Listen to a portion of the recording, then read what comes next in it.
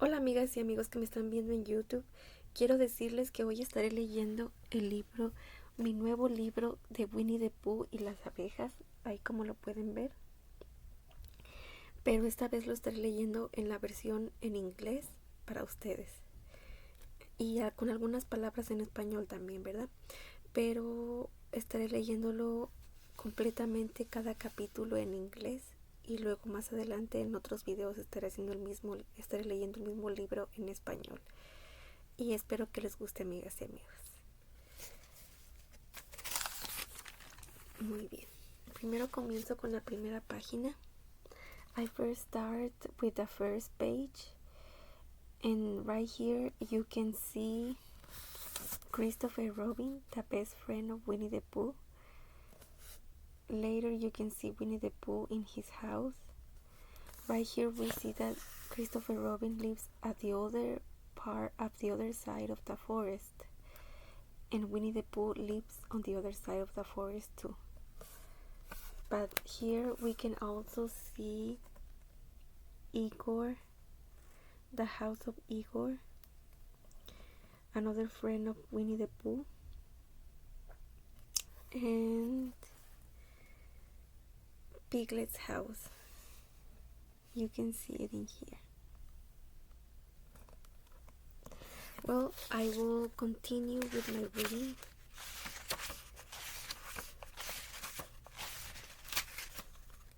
And I will start on the first page. Right here you can see Christopher Robin holding hands with Winnie the Pooh, getting downstairs. And I'm going to show you the first page of the chapter 1, which is this one right here, chapter 1 from Winnie the Pooh book, and the Winnie the Pooh and the Bees. And right here I will start reading the first chapter for all of you, my friends. And this is the version in English. So I'll start right now. We are chapter 1, in which we are introduced to Winnie the Pooh and some bees, and the stories begin. Here's Edward Bear coming downstairs now, bump, bump, bump, on the back of his head, behind Christopher Robin.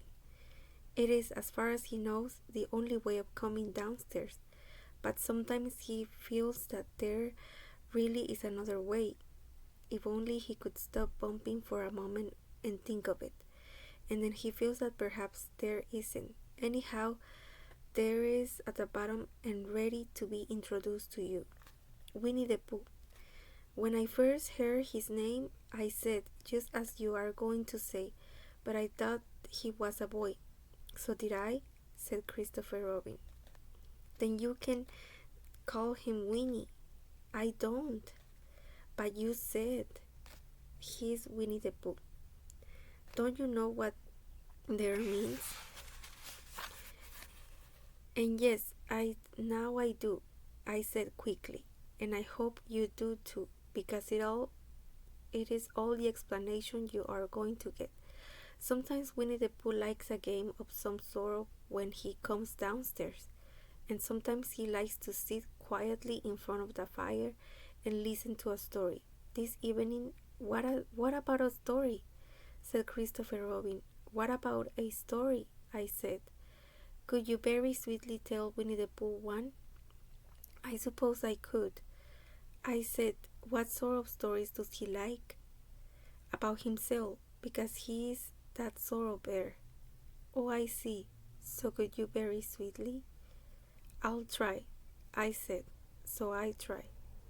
Once upon a time, a very long time ago now, about last Friday, Winnie the Pooh lived in a forest all by himself under the name of Sanders. And I show you right here where is the house. Here's the house of Winnie the Pooh, and you can see it in here, my friends. You can see it here. Winnie the Pooh is sitting under a tree, and in the back of himself you can see the name of Sanders, in the front door of his house. And let's see what else happens with Winnie the Pooh. What does under the name mean? Asked Christopher Robin. It means he had the name over the door in gold letters and lived under it. Winnie the Pooh wasn't quite sure, said Christopher Robin. One day, now I am, said a grumbly voice. Then I will go on, said I.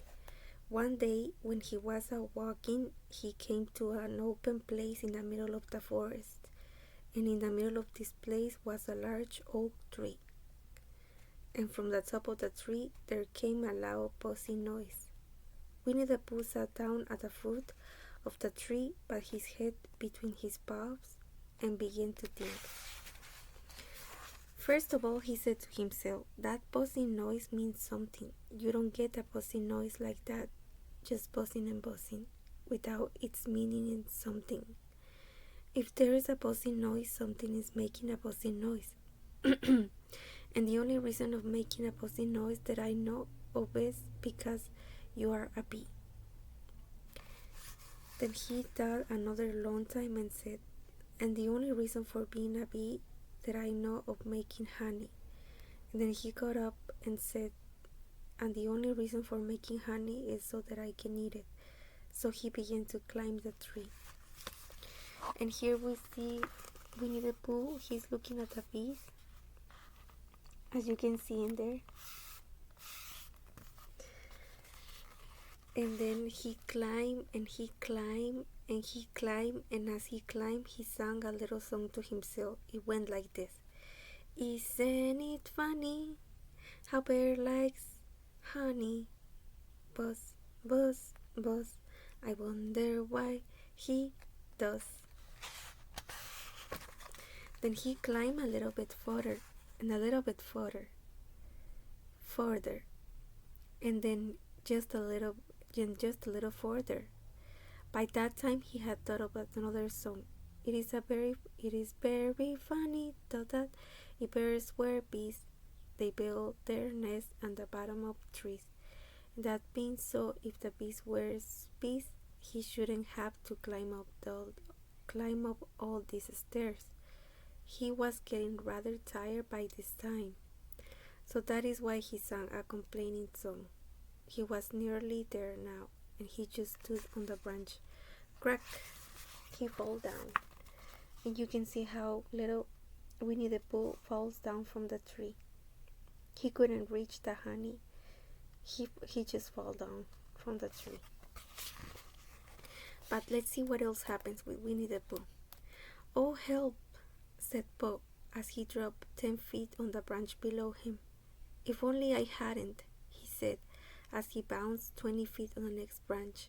You see what I meant to do, he explained as he turned head over heels and crashed onto another branch 30 feet below. What I meant to do. Of course it was rather, he admitted, as he slided very quickly through the next 6 branches. It all comes, I suppose, he decided, as he said goodbye to the branch, spun round 3 times, and flew gracefully on into a gorse bush. It all comes of liking honey so much. Oh, help! He crawled out of the gorse brush that prickles from his nose, and began to think again. And the first person he thought of was Christopher Robin.